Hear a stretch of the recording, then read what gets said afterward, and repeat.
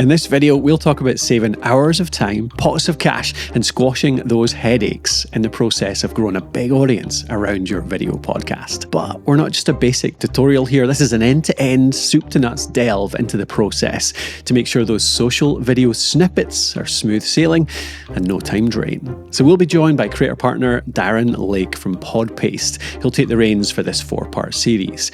He and his team will show how he takes one episode and turns it into 24 or more pieces of content.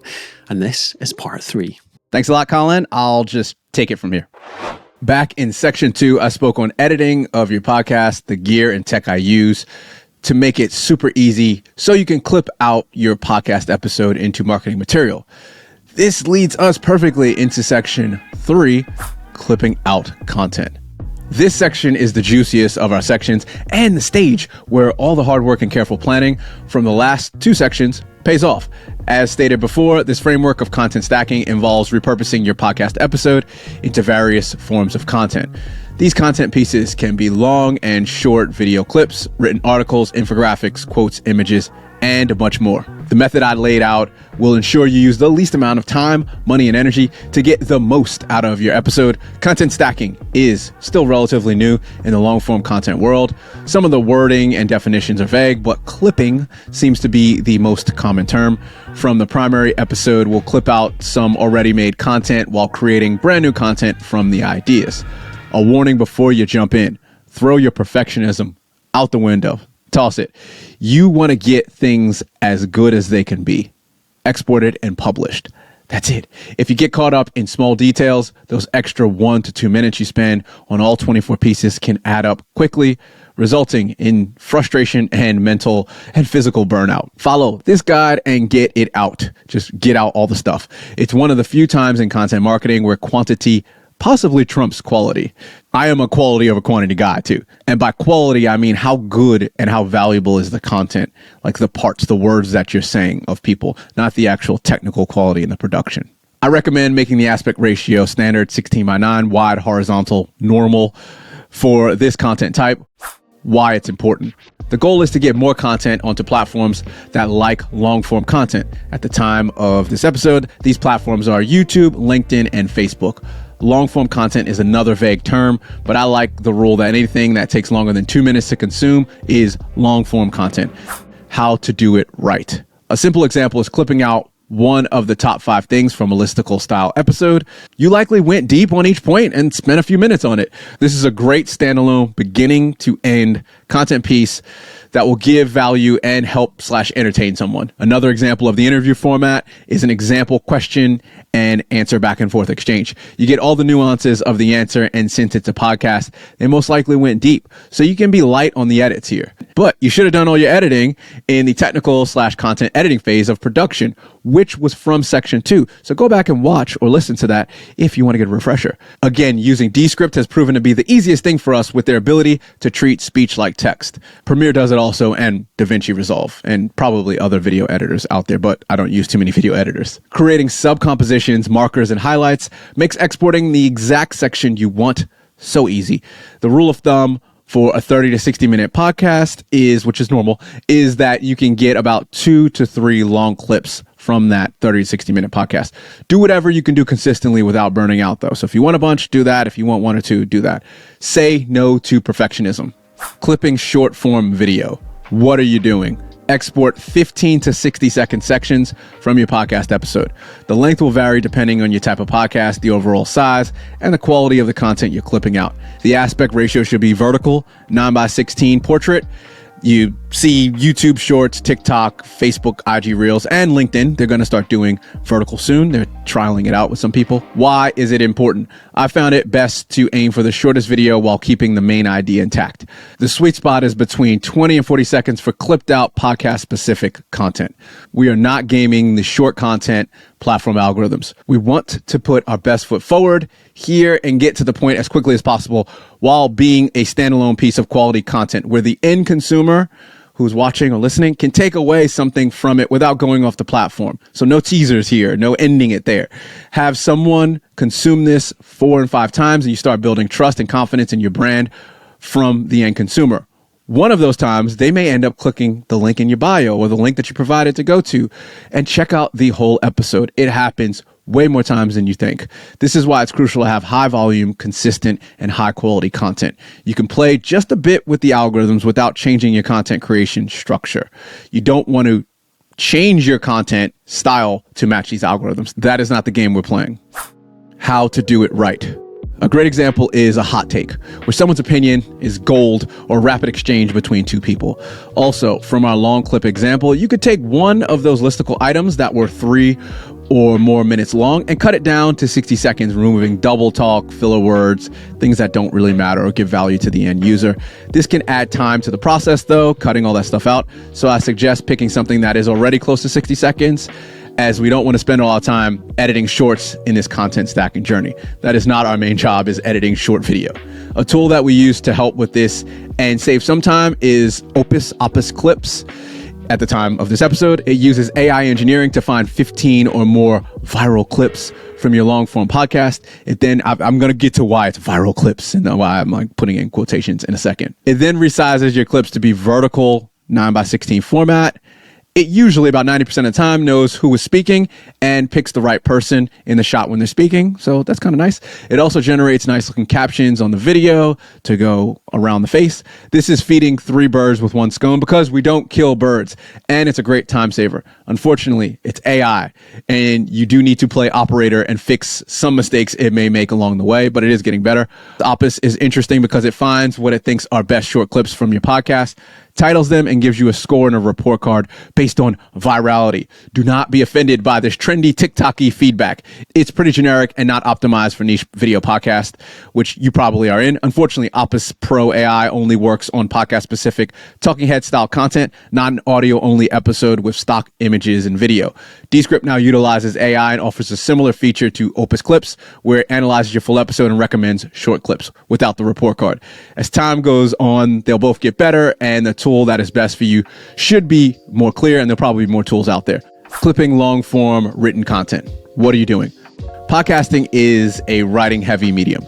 You are outlining your episode's top line critical takeaways in a reader friendly way. Think more fleshed out show notes, but not the full transcript. Something in the middle, comprehensive, but very concise.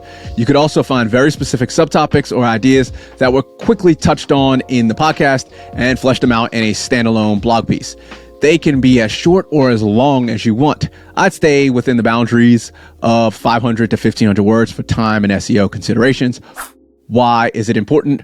People love to read. They absolutely love to read, or at least skim. If you are directing audio and video traffic to your website, you should have the blog give them the most value without consuming the entire episode. They may not hit play or only listen to 20 seconds, but they might read half the article, the blog post. If your brand strength is written content, this is where you could invert my content stacking model. Flip it on its head. You can do less video, visual stuff, and more written pieces. On Tim Ferriss's podcast, Matthew Mullenweg, who is the CEO and founder of WordPress and Automatic, stated that he thinks every podcast has 10 to 15 blog posts worth of content. He also suggested that Tim and other podcasts could create a dense podcast-specific Wikipedia wiki of sorts, with topics, guests, etc., all related back to the podcast. How to do it right. Focus on 3 to 5 key sections that tell the whole story of your episode. There's no need to go into detail. I'd avoid rules, but focus on the guidelines that this content should give value to a reader. Sprinkling in quotes and infographics you've created will help make the blog post or newsletter more visually stimulating and appealing. Another exciting way to make a blog post is to compile your dense quotes.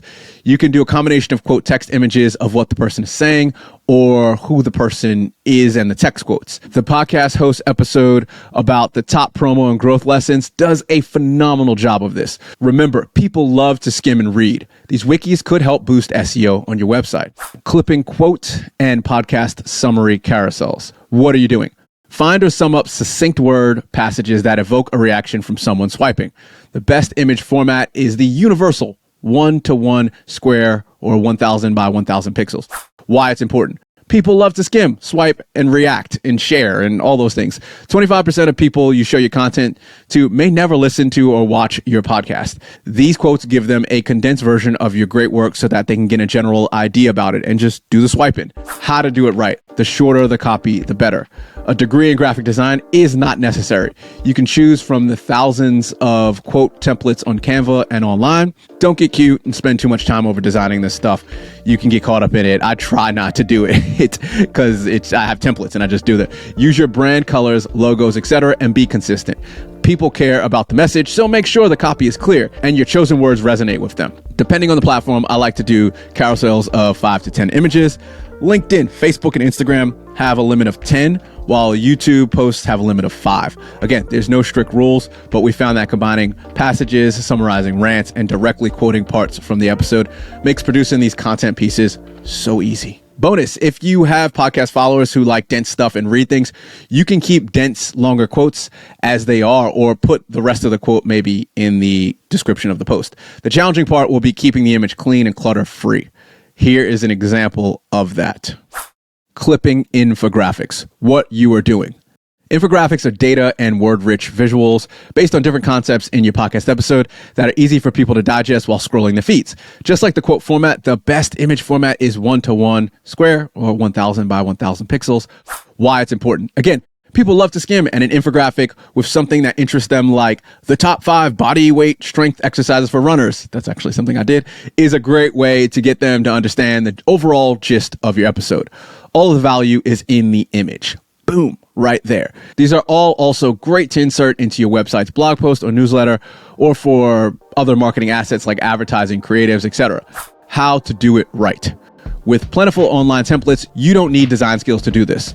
I try not to overthink this, again, and I avoid creating something that is too abstract or complex to put into one simple image. A few easy to replicate formats that work with most concepts are listicle, pros/cons comparison, and interactive decision tree, if-else options. Create short bullet point descriptions before you design this, or if someone else is developing it. Canva has some great templates, and you may need to edit them a bit to get them to how you want them to be exactly. Don't over-design. If anything, make sure all words and icons, graphic images you use are simple. Avoid putting too much text in there, as things can get confusing for the end consumer. Bonus, feel free to create more than one infographic if you have a few juicy concepts that can be distilled into an image. Most of my episodes end up having more than one. If I'm like, this is too good, I gotta have 2 or 3 in there. I will search Google for infographic ideas and frameworks and ask for permission to post and or give full credit to the original source if I end up using it. Final thoughts from this section. This content stack is just one variation of many. You can modify what pieces you create to suit your brand's objectives or cater to your skill sets and interests. Other formats include animations, illustrations, and even using the transcript in a creative way that could be valuable content for your audience, like turning it into a white paper of sorts. Remember that the key to getting this right is defined by the workflow you can sustain for tens and hundreds of episodes for many months and many years. You may need an adjustment period to get your processes, systems, and workflow right. So give yourself a grace period of about 20 to 30 days. I'll share my Notion-based content stacking template, which I made to combine the podcast production, publishing, and platforming phases. I'll put it at the end for you to see that of this video. The template makes sharing information modular from parts of the episodes early in the pre-production and editing phases. So easy for you to find when you want to promote your podcast. You might have some questions or objections about how to actually do this for your podcast. So let's move on to the next section to hopefully answer all of those. All right, that's the end of section 3 of how to make 24 pieces of content with our content stacking method from one podcast episode. For section 4, you can click the video below, go to the link in the video description, or if you're listening, get the link to section 4 from the audio podcast show notes in your podcast player. If you're interested in this but don't know if you have the resources or skills to content stack your own podcast, we, as in Podpaste, my company, my agency, production agency, we'd love to help you. Right now, we're offering up a free to heavily discounted, the price range kind of varies, of $95 trial recording and or editing of your podcast, and then we will content stack that for you and show you how it's all done. Get the link in the video description or show notes for more info on that to learn more. Thanks for listening and watching. See you in section 4.